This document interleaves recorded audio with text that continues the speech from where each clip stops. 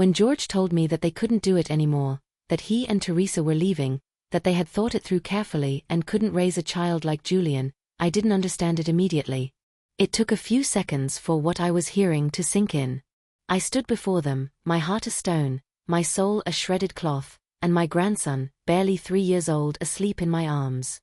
They stood firm, without tears, as if this decision had been made long ago and they were only waiting for the right moment to execute it. I remember it was winter.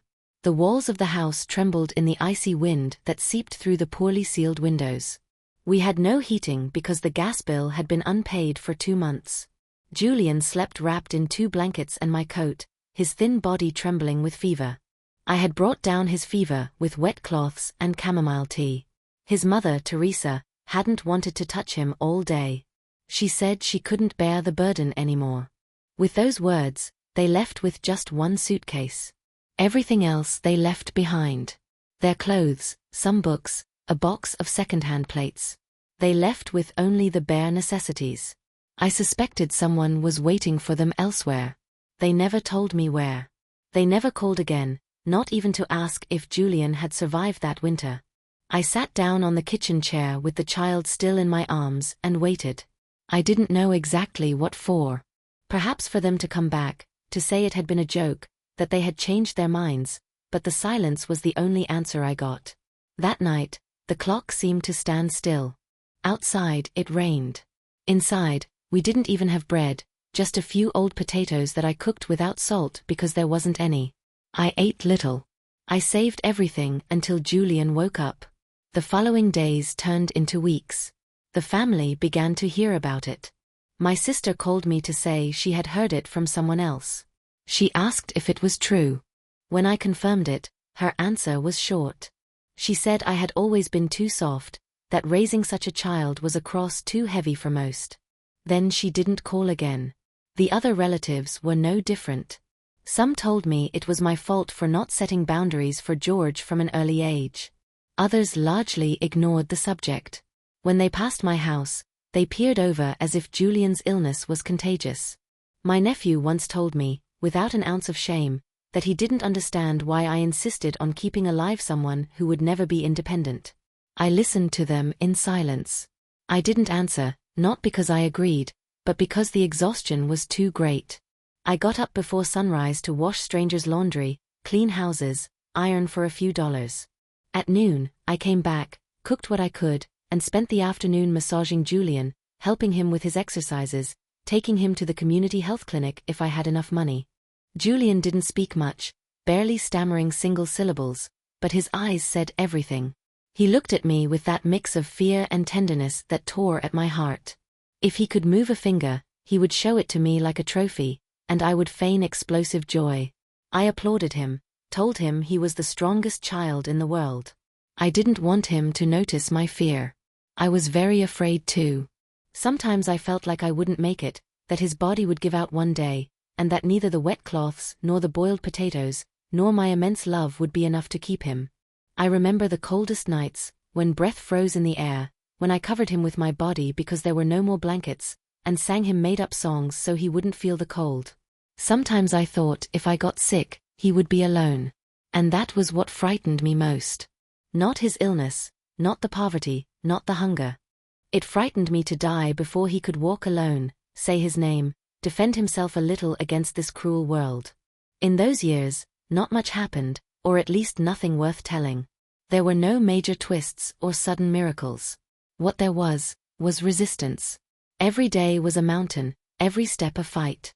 And yet we carried on, because I couldn't abandon him as the others did, because in his face I saw the innocence of someone who hadn't asked to come into the world but had already been condemned by it. Sometimes, while feeding him small spoonfuls of puree, I wondered what I had done wrong as a mother, if I had ever spoiled George too much, if I should have been stricter with Teresa. But then, when Julian smiled at me with that crooked mouth and those round eyes, all those doubts vanished. Only he mattered, only he. The neighbors looked at us with pity.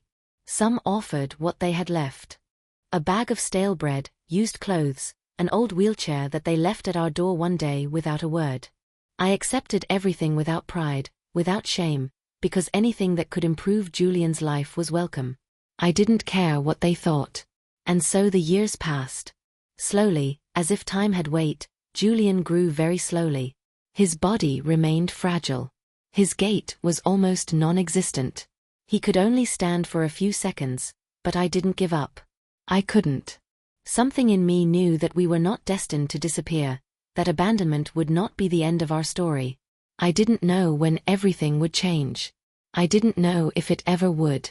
But as long as I breathed, he would have someone who loved him, someone who would never abandon him. And that was all we needed to keep going. The years didn't pass, they dragged. Every winter was a condemnation, every summer a trial. We lived in a neighborhood that was slowly falling apart, where people grew accustomed to the noise of misery, to the shouts from neighboring houses, to the children with dirty faces playing among trash bags and broken bottles. But even there, even amidst the ruin, there were people who looked at us as if we were less worthy. As if a disabled child was some kind of sin, a contagious curse. Julian was 5 years old and could barely stand on his own 2 feet. The muscles in his legs didn't respond well, and his arms were weak, thin, trembling. We used a borrowed wheelchair that had a loose wheel and a broken backrest. Every time we went out, even if it was just to the corner so he could see the sun, I felt the stares like needles on his body. Some crossed the street, others whispered quietly. Sometimes they just laughed. The neighborhood kids were the worst, not out of pure malice, but from the ignorance they learned from their parents. They yelled things at him, imitated him by dragging their feet, or asked if he was stupid.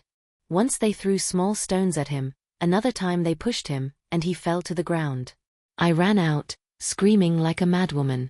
The children fled. No mother came to apologize. No one regretted it. The family was no better.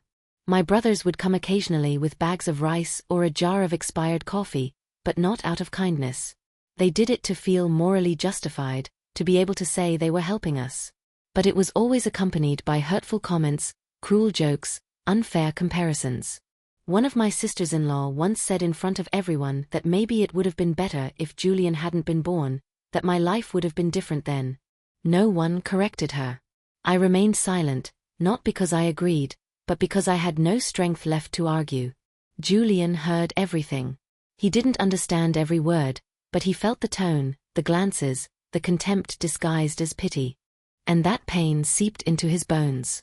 Sometimes I found him awake at night, with open eyes, without crying, without moving, just staring at the ceiling, as if his small body knew that he didn't belong anywhere. I lay next to him and stroked his hair until he finally fell asleep. At 6, I tried to enroll him in a public school. I was told they weren't prepared for such cases. I begged, showed them medical records, certificates, reports. I was told to try a specialized therapy center, but these had years-long waiting lists and fees I couldn't afford. Not even if I sold my blood. I ended up teaching him at home with old books and used notebooks given to me by a lady whose house I cleaned. He learned slowly, but he learned. He recognized letters, counted on his fingers, repeated sentences. Every small success was a private celebration between the two of us. I had no rest. I worked as a housekeeper, ironed, cooked for other families. I was paid just enough to survive. I never complained. Every dollar went to his nutrition, his medication, his therapy. Every cent was an investment in his life. I never bought new clothes or shoes. Everything I had was inherited or collected from the wealthier neighborhood's trash bins. But he always had warm clothes, even if patched, and warm food, even if it was little. There were days when I couldn't anymore. Days when my body wouldn't respond, when back pain, knee pain, headaches confined me to bed. But I still had to get up, because if I didn't, no one would. There was no one else. There was no net, no support, no rest. Just the two of us against a world that had turned its back on us. Once my other son, the younger one, came to visit. He didn't stay long. He said he couldn't see Julian like that. It would burden him.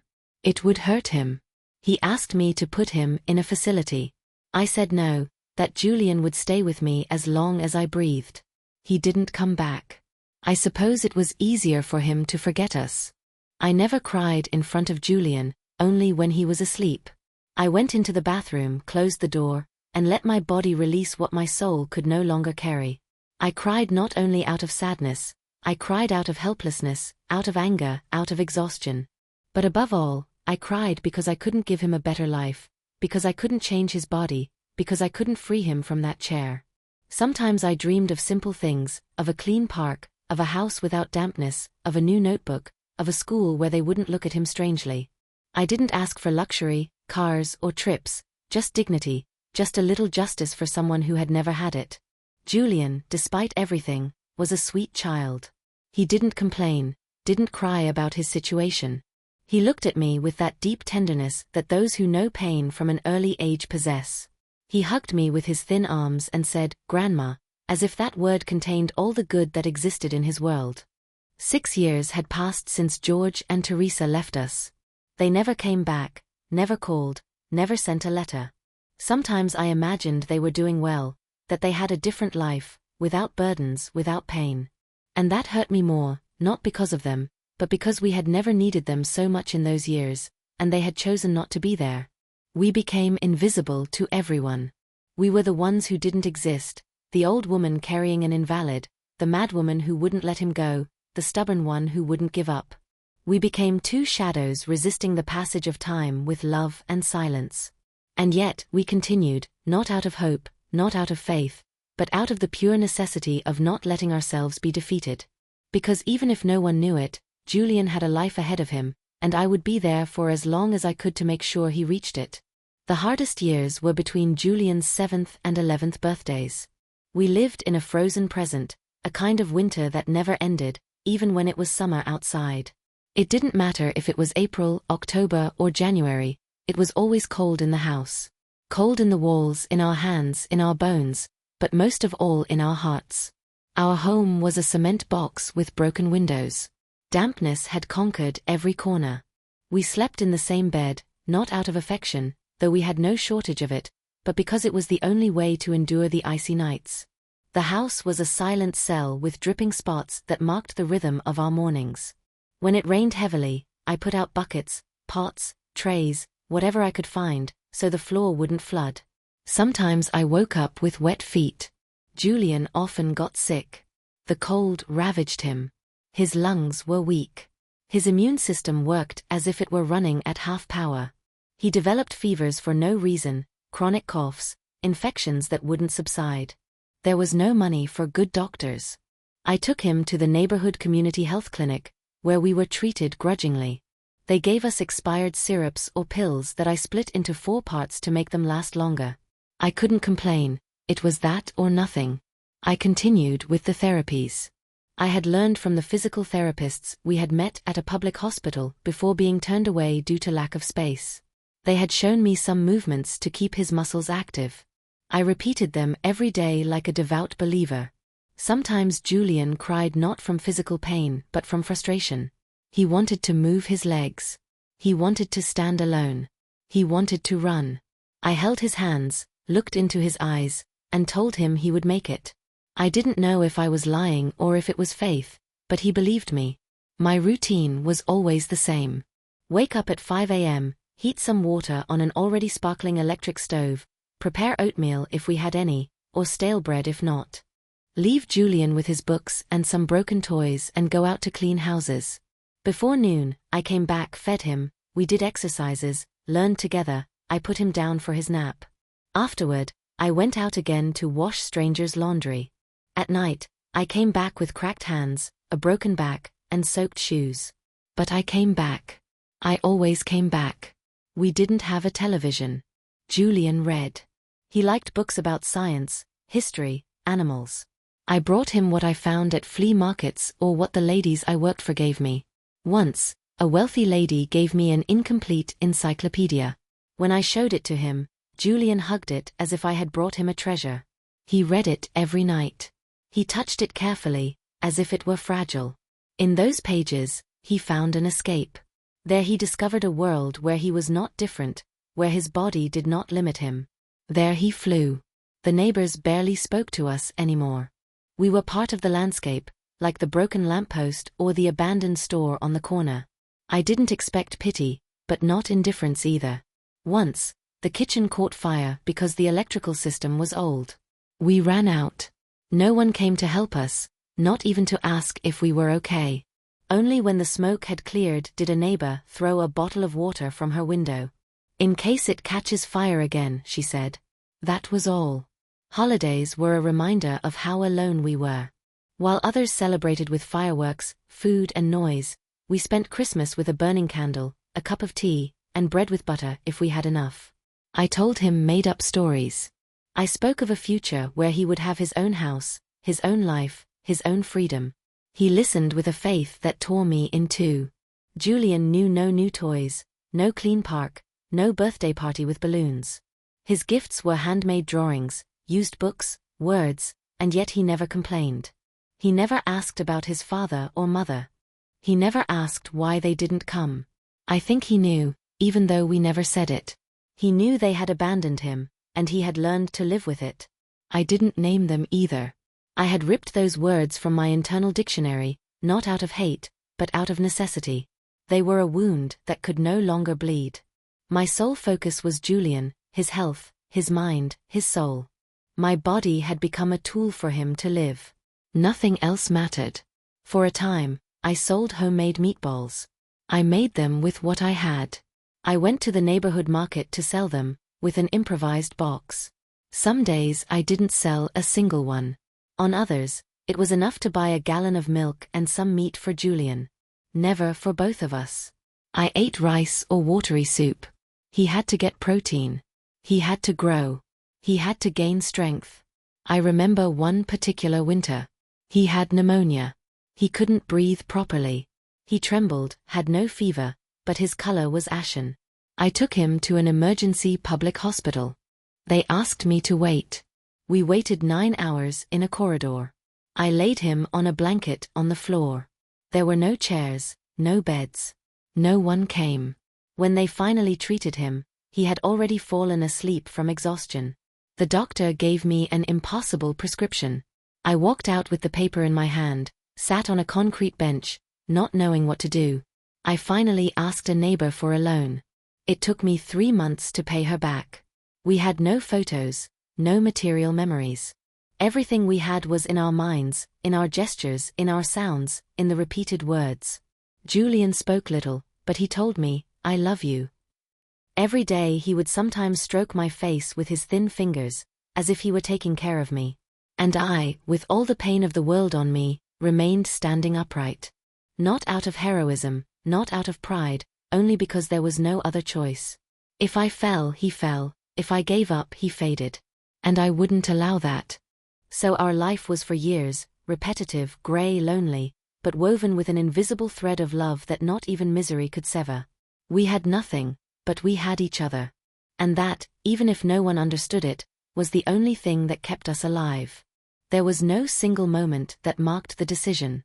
It was a slow drip, an accumulation of years, of dirty looks, of mockery disguised as advice, of hands that pulled back when we needed them most.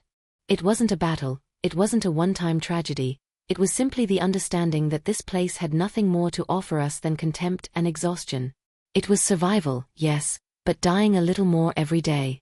It was just being alive to see everything around us rot. The final drop came on an autumn afternoon.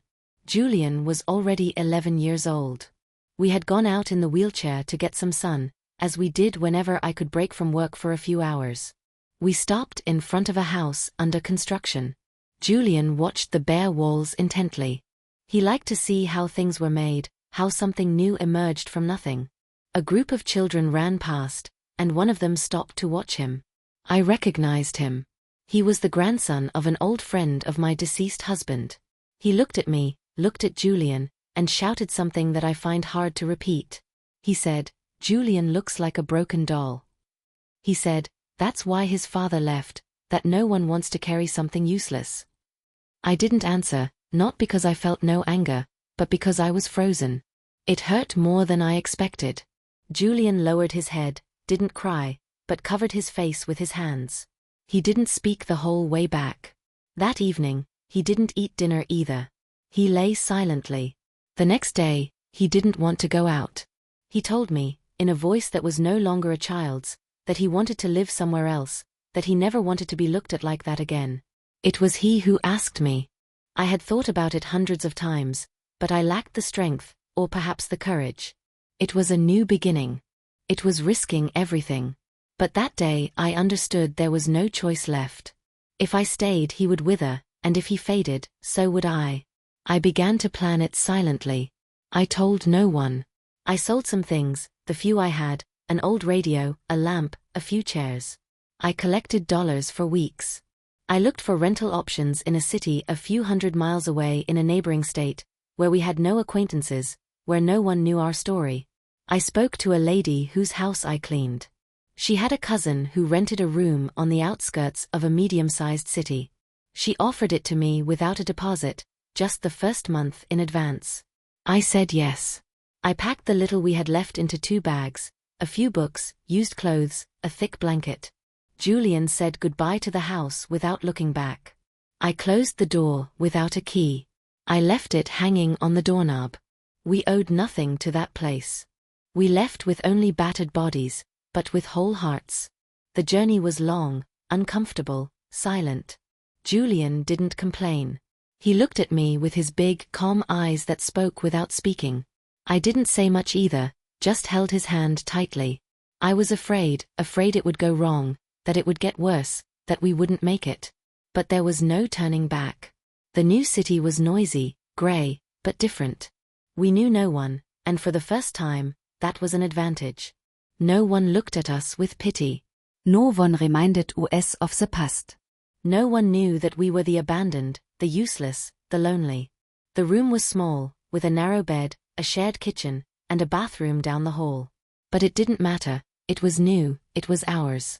Julian leaned out the window and watched the buses go by. He asked me where they were going. I told him to places where we might live someday. He felt it without saying anything. I quickly found work. Cleaning, caring for elderly people, washing clothes, whatever. I did it with more energy than ever. Not because I was less tired, but because I now had a goal. It was no longer just about enduring. Now it was about building something. Julian began to change. His gaze became firmer. His body remained weak, but there was a kind of new fire in his gestures. He stood alone, tried to dress himself without help, dragged his legs to the table. I watched him silently with a lump in my throat. Something in him was awakening, something that had slept for too long. I enrolled him in a public school that offered inclusive education programs. It wasn't easy. I had to beg, insist, fill out forms, but they accepted him. It was his first real contact with children his age. At first, they looked at him strangely. He didn't speak much. He walked with difficulty, but he didn't stop trying. After a few days, one of his classmates gave him a notebook. He slowly began to integrate. One day he came back with a sheet of paper on which he had drawn a flag. He told me it was his country, his new life. From then on, everything changed. Slowly, yes, but it changed. He began to read more. He asked me for books. He loved science. He wanted to understand how the body, the brain, energy worked. I did my best to get him what he asked for. I sold hours of sleep for overtime, all for him. One afternoon, when I came home from work, I found him reading aloud. He pronounced each word with difficulty, but with determination. I sat down to listen. It was a text about the solar system. Never before had I seen him so concentrated, so alive. Something in his voice made me tremble. I understood that this child, abandoned by everyone, was not broken. He was just waiting for the place where he could grow. And I had done well to take him with me. I had done well to start over, because for the first time in a long time, I felt that winter was ending.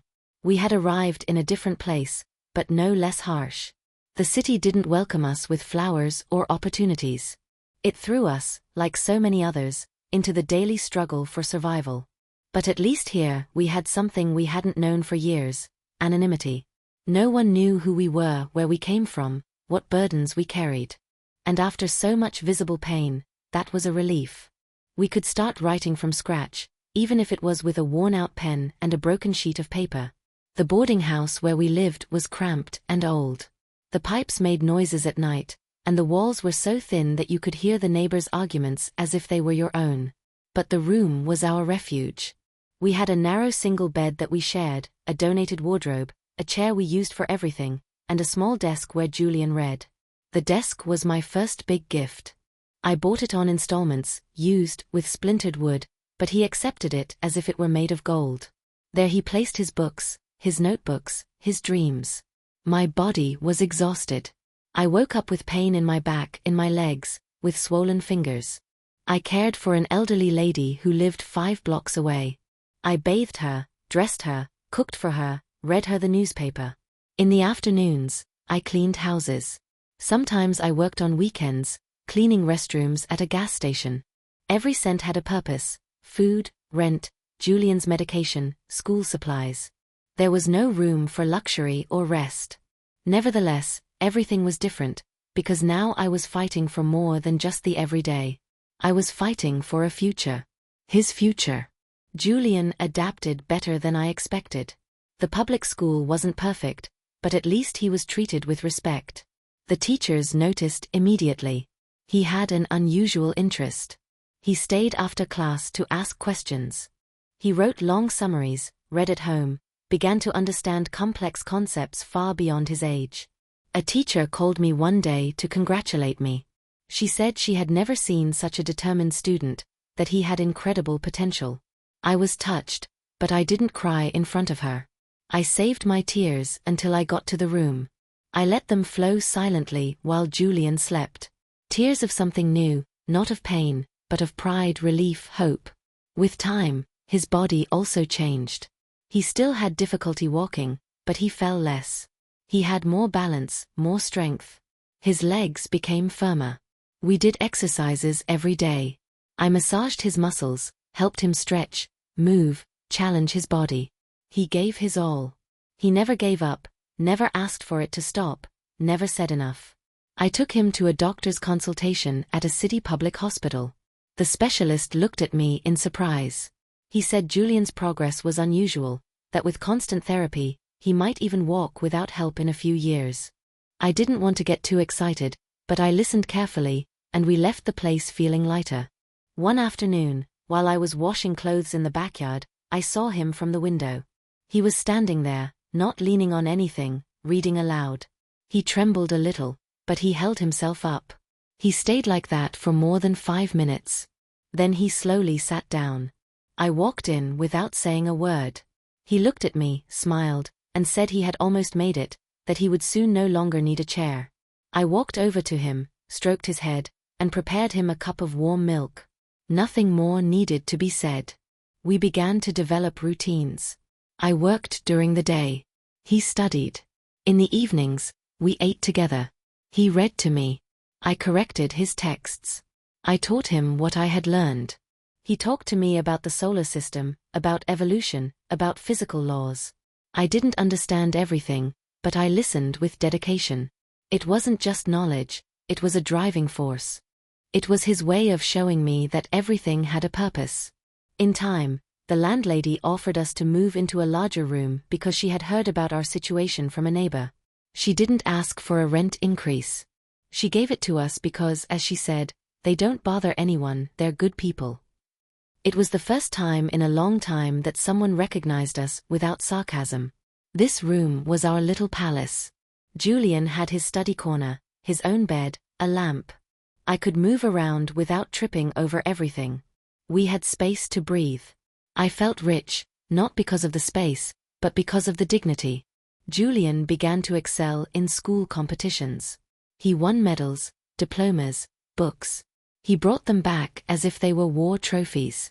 I glued them to the wall, side by side. Each one was a victory against all those who said he would be useless. We still lived without luxury, but there was a new word between us, future. And with that, every day we pushed a little more against the limits the world had imposed on us. I saw Julian walk without help for the first time on a cold May morning. It was just a few short, wobbly steps, arms outstretched as if he were walking in the dark. He said nothing. Neither did I. I just watched him do it. He was in the hallway of the boarding house, and with each step, the floor creaked as if acknowledging the feat. When he stopped, he looked at me with a mix of fear and pride.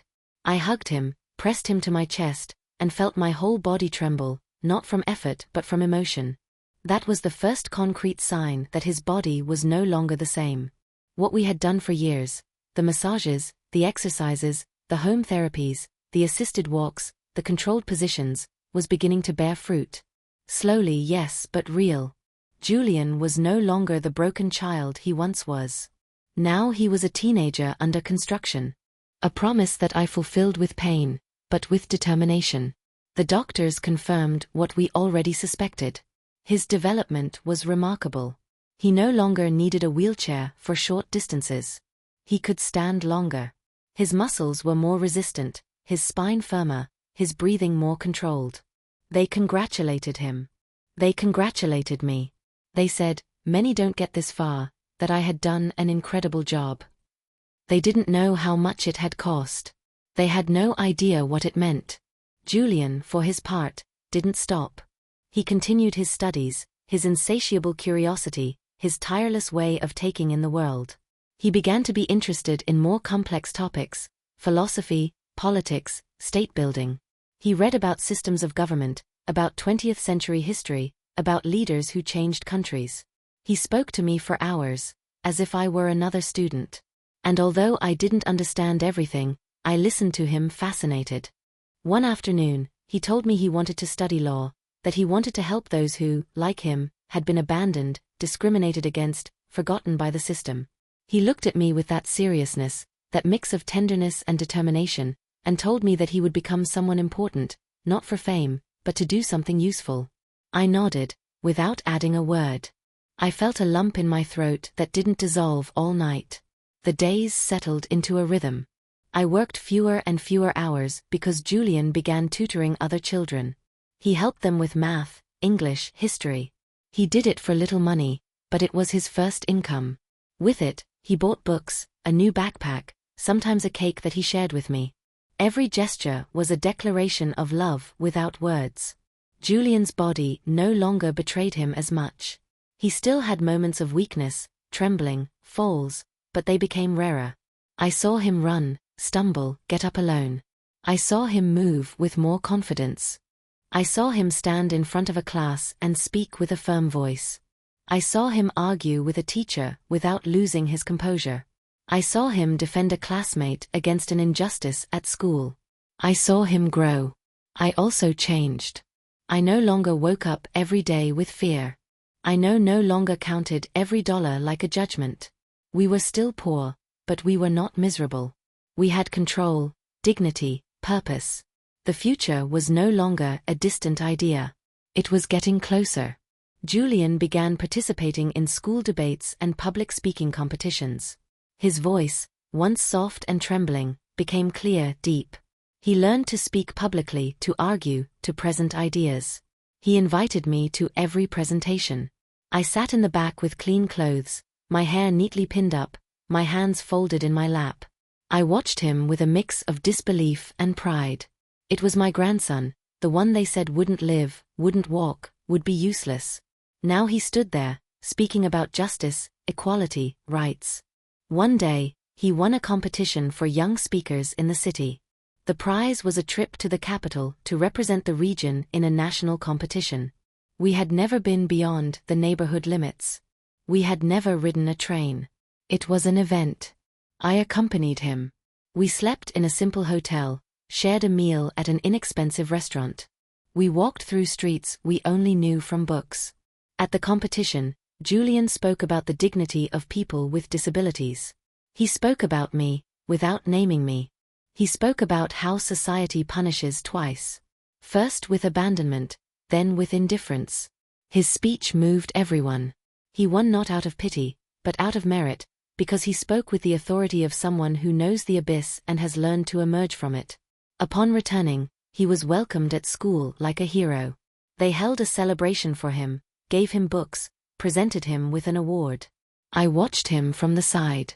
I never put myself in the spotlight. I never thought of myself as the main character, but deep down, I knew that this success was also mine, that every one of his steps was a step of mine, that his strong body was the result of my hands, that his free spirit was the child of my silence. We had achieved something that seemed impossible, transforming pain into drive, poverty into resistance, rejection into strength. And we didn't even know yet that the best was yet to come. By 15, Julian was already a different person. His body was still thin, but it had firmness. He walked confidently without help, with only the slight trace of a previous difficulty that no longer defined him. His face, once pale and calm, was now marked by a new energy. It wasn't exuberant or flashy, but constant, as if he had an engine inside that never stopped. I noticed it most at night. While others slept, he stayed awake, the lamp on, surrounded by books, notebooks, summaries. He studied with a concentration that frightened me. He wasn't distracted, didn't complain, didn't leave anything halfway. Every topic he discovered led him to another. He delved into texts with an intensity one had never seen, not even in the most educated adults I knew when I worked in strangers' homes. He read everything: constitutional law, American history, international treaties, social policy, modern philosophy, political theory, economics. He read Rousseau, Marx, Weber, Foucault, Emerson, Thoreau. He learned languages with free videos from the internet.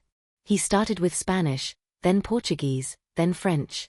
I didn't understand how he could retain so much, how he connected concepts, how he debated silently with himself as he walked up and down the room. Sometimes I watched him without him realizing it. I sat silently to fold laundry, but in reality, I was watching him. It was hard for me to believe that this disciplined, ambitious, self-confident teenager was the same child who, a few years ago, trembled with fever between torn blankets. I saw him write with his cramped handwriting, filling entire notebooks, scribbling sentences on the margins of books. He had a burning spirit, always in motion. He was not vain. He didn't do it to impress anyone. He didn't seek awards or applause. He learned because he was hungry to understand the world and because he knew that knowledge was his only way to break the chains that others had placed on him since birth. I could no longer help him. My knowledge was limited, but I supported him in everything. I made him coffee, played soft music, gave him space, gave him silence. The high school teachers no longer knew what to do with him. He was several levels above the rest. He participated in classes, organized study groups, held debates, wrote essays that left the teachers speechless. Some revered him, others looked at him with suspicion. No one could ignore him. Julian had become a reference, and not just because of his intelligence, but because of his attitude. He defended the quieter students. He questioned unjust decisions. He proposed reforms in student government. He organized talks on civil rights. He convinced the principal to include inclusive content in the curricula. By 16, he was already a leader. Not because he sought it, but because others followed him. I accompanied him silently to everything, as always. I went to events, meetings, presentations. I sat in the last row with my bag on my lap, watching from the shadows. I didn't need anyone to know who I was. He knew, and that was enough. One day, he told me he wanted to apply as a speaker for a national youth policy forum. The event was in Washington, D.C. He had to apply, write an essay, and pass an interview. He did everything alone. He was selected among 300. We boarded the train as we did the first time, with a backpack full of papers and a heart full of fear. He spoke confidently, but I knew he was nervous. On the day of the forum, he stood before a room full of young people, experts, authorities. He spoke for 15 minutes without looking at notes. His voice was firm, calm, direct. He spoke about education, about false meritocracy, about structural inequality. He spoke about how the system makes invisible those who are born with disadvantages, how talent is not enough if there is no supportive network. And he said it without hate, without victimhood, without embellishment, only with the truth. He received a standing ovation. People came to congratulate him, asked for interviews, offered him scholarships, invited him to other meetings. He accepted everything humbly, without puffing himself up. We drove home in silence. On the train he took my hand and said, "This is just the beginning." And I believed him. Julian's obsession with learning was not a phase. It was a statement of principle. It was his way of giving back to the world what it had never given him, of building something more dignified, more just, from the ruins. He didn't think of revenge. He thought of transformation. His room filled with books until there was no space left. We began stacking boxes in the hallway. Every extra cent went to his education. He began saving for a laptop. He finally bought it with his own work, by giving lessons and correcting texts. I hardly worked anymore. He wouldn't let me. He asked me to rest, to take care of myself. But I continued to do things, simple things, sewing, cooking, cleaning, keeping the room dignified. He took care of the rest, the future. He never forgot what he had experienced. He remembered every stage of his illness, every night without light, every day without food. He didn't use it as an excuse, he used it as motivation. He told me that it had made him stronger, clearer, that without that past, he wouldn't have this present. Sometimes at night, when everything was still, I sat down and wrote small notes in an old notebook. Things I didn't want to forget, his sentences, key moments, tiny details. It was my way of preserving the memory. I knew that if he reached where he wanted to go, many would try to write his story. But I would be the one who remembered the truth, because the truth lay in the days of mud, in the winters without gas, in the spoonfuls of rice, in the morning walks to take him to the emergency room. Julian continued to make progress. He didn't stop. He knew no other way of life than forward, and I, behind him, always prouder, always more amazed, could only follow him, because this child, this teenager, was no longer just my grandson. He was the living proof that love, true love, can defy any judgment. When Julian was in his early 20s, his name was already circulating in circles we never would have imagined. It started with an article in a local newspaper, a simple interview given to him after winning an essay contest on public education. The journalist was surprised when she spoke to him. She told me later, when she shyly greeted me in the school hallway, "He speaks as if he were 50 years old and had lived 10 lives." I just smiled. It wasn't necessary to correct her. After that came an invitation to a radio show, then a column in a magazine for young intellectuals. They emailed him, invited him to forums, discussion panels, meetings on education policy, youth and disability. With every step, Julian moved forward with the same calm with which he had once silently stood up for the first time. He didn't run, he didn't despair, he walked steadily, like someone who knows exactly where he's going. I accompanied him wherever I could. I continued to go to events, sat in the back with my notebooks hidden in my bag. I wrote everything down, not for control, but out of respect. I felt that every one of his words was part of something bigger. I was witnessing something that doesn't happen every day, and I wanted to remember everything, every moment, every gesture, every applause. We weren't living better economically, but there was more breathing room. Julian was already receiving small scholarships for his activities. He gave workshops, sometimes he was hired for lectures. With that, we bought better food, decent clothes, a new stove, no luxury, just improvements that made life more dignified. He insisted that I stop working. He said it was his turn to take care of me now. I continued to do things around the house, but it was true. For the first time in a long time, I didn't have to break my back to feed us. I saw him stand before full auditoriums, speak without notes, with certainty, with conviction. His story was moving, but it didn't stop there. It wasn't a testimony, it was a project. He didn't tell what he had experienced to elicit pity. He told it as a diagnosis of something bigger. He was just one case among thousands, and his task was to change that. Once, at a university lecture, an older woman approached me, hugged me tightly, and told me I was his mother, even if I hadn't given birth to him. She asked me not to stop taking care of him. I replied that it wasn't necessary, that Julian could take care of himself, and that he was now the one taking care of me. The invitations multiplied. Some he refused. He didn't want to be part of empty events. He carefully chose where he went, with whom he spoke, what he said. He was no longer just a brilliant young man, he was a reference. Many followed him. Many began to speak of him as a political promise. He said nothing, smiled, continued studying, continued reading, applied to a public university in Washington, D.C.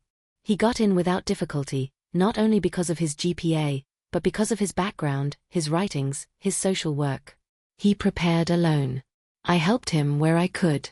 I mended his clothes, packed his bags, got everything ready, accompanied him when he moved in. It was a small apartment he shared with 2 other young men.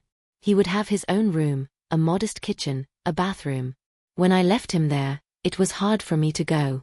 We had never been separated before, but I knew it was necessary. I left him a bag of food, a blanket, and a letter.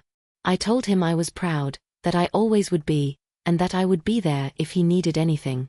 He hugged me tightly, as when he was a child. He said I shouldn't worry, it was time to fly. I came back alone. The room was empty. I put away his books, his papers, his chair. I left his desk untouched. I couldn't touch anything yet, but I didn't cry. Not out of sadness. It was a different loneliness, one that came with relief. He was where he should be, and so was I. We talked every day.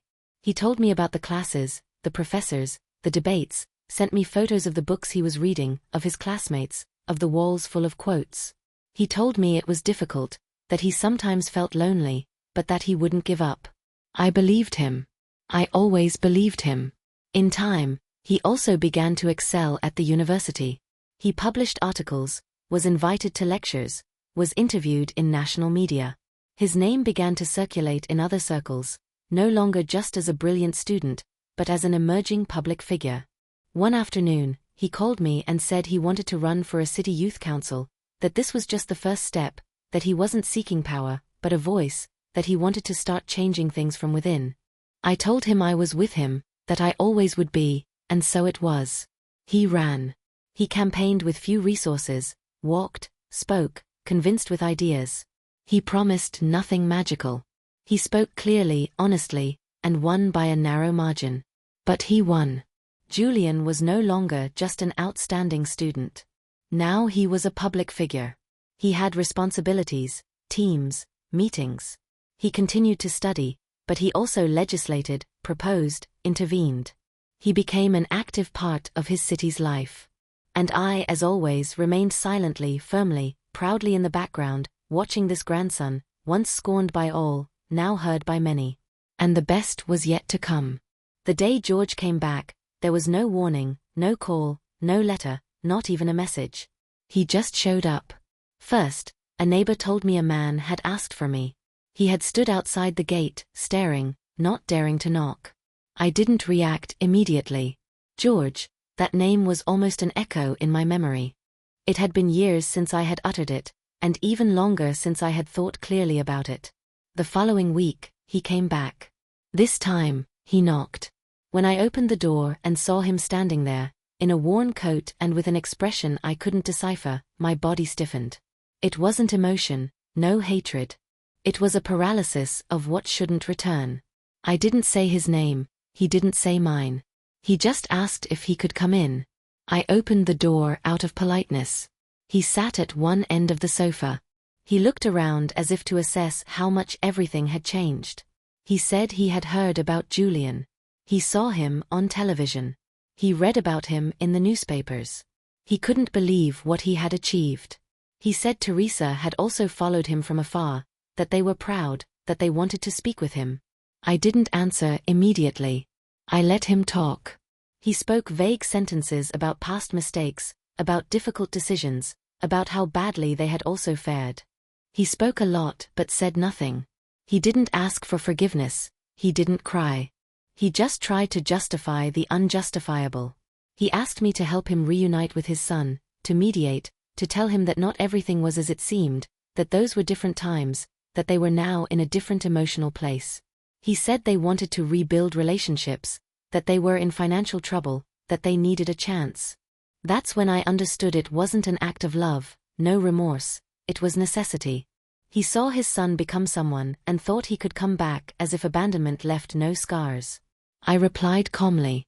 I told him that Julian was no longer the helpless child he had left behind, that he now made his own decisions, that he could seek him out if he wanted to talk, but that he shouldn't expect automatic understanding, that the door he closed 20 years ago couldn't simply be opened with a knock. George left with his head down. I didn't know if out of shame or anger. He said he would come back, and he did, this time with Teresa. She cried. She hugged me without permission. She said she regretted it. She had suffered a lot, that seeing her son in the news upset her, that they couldn't sleep thinking about what they had done. She begged me not to exclude them. They wanted to see their son. They needed help. They were unemployed, without a stable home. Their situation was unsustainable. I listened to her, not with pity, but with distance, as if I were hearing a stranger's story, because it was. They were no longer part of my story. Julian came the next day, I told him. He looked at me silently. He said nothing for a long time. Then he asked me to arrange a meeting. He wanted to hear them, not because he believed anything would change, but because he felt he had to personally close that chapter. And so it was. The meeting was short. Teresa cried. George avoided looking him in the eye. They spoke empty sentences with explanations that explained nothing. Julian let them talk. Then he replied, telling them that he didn't hate them, that he had learned to live without them, that his mother for him was I, that his story was already complete, that he didn't need a corrected version from his parents, that they had abandoned him at the worst moment of his life, that if he had reached where he was, it was not because of them, but despite them. He thanked them for bringing him into the world, but made it clear that they had no right to come back as if nothing had happened. He told them it wasn't too late to change, but that they shouldn't count on him for it, that what they needed, work, money, affection, couldn't be obtained with belated tears. I escorted them to the door, looked both of them in the eye, and told them that everyone chooses when they want to be family, and that they had chosen not to be when they were most needed, and that now it was too late. I didn't scream, didn't insult, didn't cry. I just closed the door with the same firmness with which they had closed theirs one day. Julian hugged me that night. He said he had done it for himself, but also for me, that we had to end that story, that it was time to live on without ghosts. And I knew he was right. We had closed one door and finally opened all the others. After that afternoon when we closed the door without looking back, life went on. But something inside me changed. It wasn't anger, no pride, no immediate relief. It was silence, a deep silence, not of sadness, but of order, as if everything had finally found its place, as if the puzzle of years of struggle finally made sense. I no longer expected anyone to understand our story. I didn't even want to tell it anymore, because the truth didn't need to be explained. It was enough to see it in Julian's eyes. Every time he spoke before a group of young people, every time he voted on a project in his new role, every time he came home and asked me how I was, if I had eaten, if I needed anything, I had learned that pain doesn't disappear, but it adapts, and that it's not about revenge or demanding what wasn't, but about honoring what was. Julian was living proof that even the impossible is built, that an abandoned child can become a role model, and that a single, old and poor woman can be a mother, nurse, teacher, and pillar without expecting gratitude. I no longer worked outside the home. Julian had asked me to rest, to read, to care for the plants on the small balcony we had. He gave me a custom-built bookshelf and filled it with books I might like. I read slowly at my own pace without obligation, and in the afternoons, I cooked not out of necessity, but out of affection. I was still happy to prepare his favorite meal and see his face light up with the first bite. Our conversations changed. We talked more about the country, its future, what he wanted to build. Julian listened attentively, even though I had no great technical knowledge. He said, my way of seeing life gives him perspective, that no university could teach what I had learned scrubbing floors to keep us afloat. He made me feel valued. He made me feel useful, without demands. Sometimes we went for walks, just him and me, through streets where no one recognized us anymore as those who arrived with a wheelchair and a bag full of clothes. If anyone greeted us now, it was because they knew his story, because they admired what he had achieved. He never said his name arrogantly. He never forgot how it all began. In every speech, in every lecture, he made it clear that he hadn't done it alone. He always said, thanks to those who believed in me when no one else did. And I knew he meant me. I never asked him if he had truly forgiven his father and Teresa. It was never necessary. He lived without hate. He lived without emotional debt. That was enough. And I had also released that burden. Not to reconcile, but not to carry it anymore. Peace didn't come as a revelation. It was a daily construction of gestures, routines, trust. I watched him grow, mature, take on important positions, and yet remain the same boy who helped me fold laundry, who made me tea, who covered me with a blanket when I fell asleep on the sofa. We lived well, without excesses. A comfortable apartment, books everywhere, plants at the windows, an old radio with which I listened to music in the afternoons. Julian worked, studied, continued to plan. Sometimes he told me he wanted to write a book. He wanted to tell our story. I told him to do it, that it was his, but that he should remember to tell it from what we had. Not from what we lacked, because we lacked a lot. We lacked health, we lacked money, we lacked support, we lacked justice, but we also had the essential. We had the will not to give up. We had mutual respect. We had silence when needed and words when it hurt. We had shared time. And that, I knew now, was more than many people could say. He began to be invited to major shows, conferences, meetings with high-ranking officials. He always asked me if he should accept. I said yes, that as long as he didn't lose his core, there was nothing to fear, that power itself doesn't corrupt, only when you forget why you got there. And Julian didn't forget. Sometimes young people came to our house, students, volunteers, future politicians. I made them coffee or tea and listened from the kitchen. He spoke with them as equals. He didn't teach them from above. He told them what reality was like, the harshness, what no one talks about. And they looked at him with respect, not because of his position, but because of his story. I saw him grow not only as a professional, but as a person, and I felt that everything, absolutely everything, had been worth it. I had no luxury, no jewels, no real estate, but I had a peaceful life, a house without screams, a grandson who had overcome every judgment, every diagnosis, every prejudice. And above all, I had my whole truth alive, without having to explain it. Because at this age, the only thing I want is to sleep peacefully, wake up without fear, and know that what I have done well. When Julian became president, there was no moment of euphoria in me. I didn't scream, didn't jump, didn't cry in front of the cameras. I just looked at him as he took his oath, standing firm, with the same calm expression as always. I sat in the front row, dressed in a simple blouse, my hair pinned up as usual, my hands folded in my lap. No one pushed me into the spotlight. I didn't seek it. I knew my place was there, that of the silent observer who knows what it cost to get there. After the ceremony came the hugs, the congratulations, the cameras, the interviews. He came to me, took my hand, and thanked me wordlessly for everything. I understood. We didn't need to talk. Everything had already been said many years ago. In every warm meal, in every sleepless night, on every day we survived when there was nothing. Julian didn't become arrogant, he continued to get up early. He continued to read as if he still had exams. He listened more than he spoke. He was young, but he had a rare maturity. Forged in necessity, not in academia. With every important decision, he didn't ask me as an advisor, but as a lighthouse. He didn't need my technical opinion. He wanted to know if what he was doing was in line with what had brought him there. We lived in the same city, in separate but nearby apartments. He insisted that I have the best. He offered me houses, a chauffeur, household help. I accepted the minimum, a quiet, warm place with a garden where I could have flowers and my books. A library where I kept all his things, his speeches, his medals, his photos, also my old notebook, the one in which I wrote everything down since he was 5 years old. I kept it like a secret, not out of shame, but out of respect. Sometimes I was asked for interviews. They sought me out to write articles about the woman behind the leader. I always said the same thing. I stand behind no one. We've walked together since the beginning. And it was the truth. I was not driven by him. I drove him. I paved the way for him. I cleared the mud.